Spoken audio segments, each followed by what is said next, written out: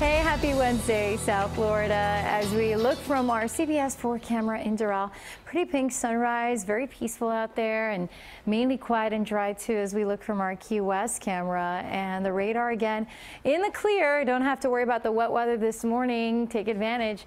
Breeze right now out of the northeast, 5-7 miles an hour, though calm in Miami-Dade County.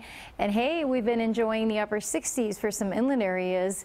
In Kendall, waking up to the 68 degrees, 74 in Miami, 75, Fort Lauderdale, upper 70s down through the Keys. 50s up to the northeast, New England areas, and 60s through Atlanta, New Orleans, Houston.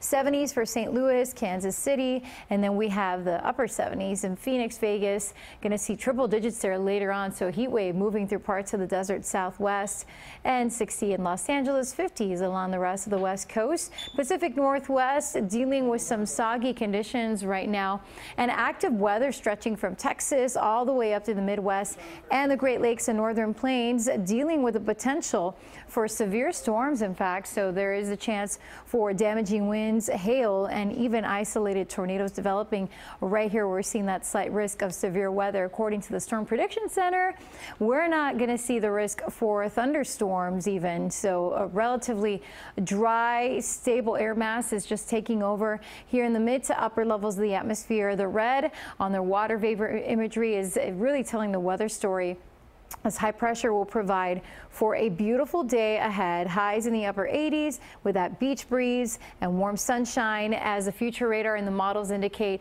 most of the day will be dry. And then as we head into tomorrow, we'll start to see the moisture lift back up north along this frontal boundary. And we'll see a mix of sun and clouds. Most of the day looking quiet to start, but then we'll see those storms developing. Friday, storms around and unsettled with some heavy downpours at times.